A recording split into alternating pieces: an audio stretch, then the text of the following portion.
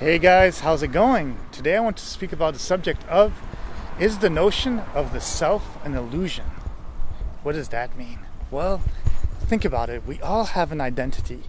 We all identify ourselves as a certain person. We dress a certain way. We act a certain way. And how has that happened? Is it just an illusion? A lot of people, I think, depending on, for example, the crowd that they will hang out with, they will start dressing a certain way. They might get tattoos or piercings and stuff like that because it creates identity. And then they say, no, this is me. This is my identity. But if you really think about it, okay, let's say you like heavy metal music and you hang out with other heavy metal people. Well, if they're dressing with leather jackets and stuff like that, I mean, sure, they can, but isn't it kind of interesting that because you like heavy metal, you instinctively should also like leather jackets? Maybe I like heavy metal, but I don't like the leather jackets. I don't like the long hair.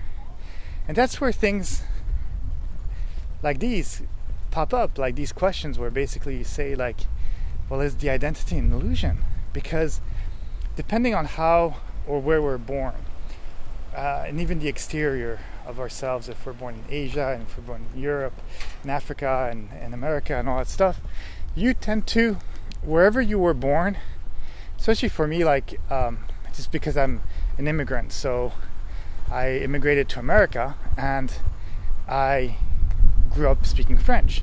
So if I meet somebody who speaks French, for example, I might be more friendly with that person. I might, just because I'm happy to be speaking French. And I've noticed that with many other different cultures. And usually you'll stick a lot with the people that are similar to you.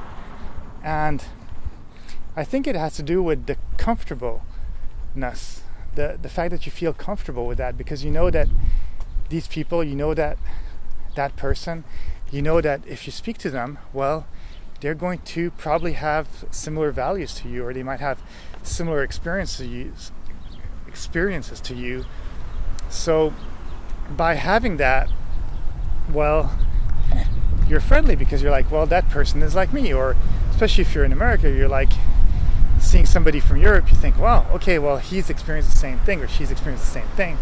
We've traveled, we've immigrated.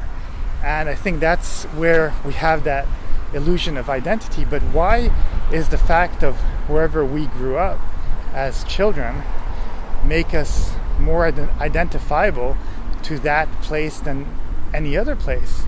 What if you only lived 4 years in, let's say you were born in France, lived 4 years in France, but then you moved to Brazil, but because you had those 4 years in France where you were born, now you identify yourself as French. But is that really real? I mean, America has this law where they say that if you're born on American soil, you're American. But that's not true for other countries. So is the law of America the law of the whole world? No. I mean, if you're born in Egypt or if you're born in Japan and stuff like that, well, you can't have dual citizenships. So either you get that Japanese nationality, or if, let's say, you're European Japanese or American Japanese, well, they'll tell you, well, either you can get the nationality from your parents or you can get the nationality from where you're living. And still, I think you'd probably have to have laws where you'd have to be there for a pretty extended amount of time and stuff like that. So there's laws. There's basically laws. So that's where it becomes the thing is like, is it just because you've had this prominent exposure to a certain culture for 4, 5, 6 years of your young life that all of a sudden your identity is that, and no matter what you do, it can't be changed? And that's where I feel like it's very interesting. I feel like the identity can change. The you of when you were a kid is different than the you being a teenager, is different than the you in your 20s, is different than the you in your 30s, etc., until your old age, because the experiences you have are going to change you. The things that you like are going to change too. And I do think that we have this thing where we definitely want to identify ourselves, because even though we're different, we're very similar from one human being to another. We all have eyes, we all have noses, mouths, and stuff like that. And even when you look at the differences between a tall person, short person, I mean, literally the difference is not that big. I mean, it's not because somebody's 1 foot taller or whatever that oh my god, that person's huge. They're just 1 foot taller. So there's giraffes, there's like elephants, there's other people who are taller. It doesn't matter. You know, like this is such a small little thing. So we put so much importance on these little futile things and sometimes forget to be our own self, to find our own identity. But in the end, it's whatever makes us happy. And at the same time, I do think that we need to think less about clothes and less about hairstyles and less about celebrity gossip and all that crap, because in reality, it's not important. We're still mammals. We're one of the only mammals that really, or animals that actually wear some sort of clothes, but that's because we don't have fur, or we've become too vain in some way with our consciousness, which sometimes you also wonder what is that exactly, because we feel that as humans we're more superior because we have this language, but then all these animals have languages too. It's just a different way of expressing themselves, and they have their own consciousness and stuff like that too.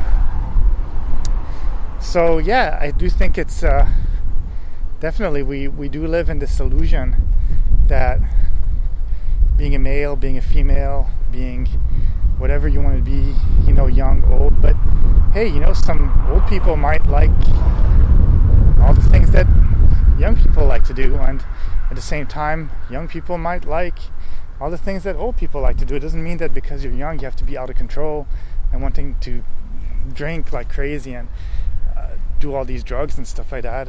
Not everybody has to go through that phase, but it's sometimes expected from society, I feel, but it's kind of dumb.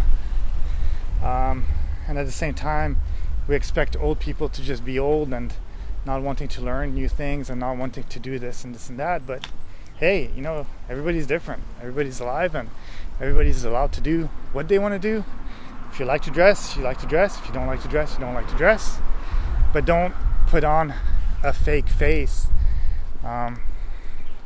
It's kind of annoying in some way. I do think it's important to take a shower because otherwise you stink. And there's a level of decency. You're not going to start urinating in public and stuff like that. But we're talking about the identity here. But at the same time, I do think that you can like heavy metal music, or you can like skateboarding, you can like different things. You could like nerdy games, but you don't have to necessarily dress with t-shirts about this and that video game or whatever, you know. It's kind of expected in some way, but it's kind of, again, silly.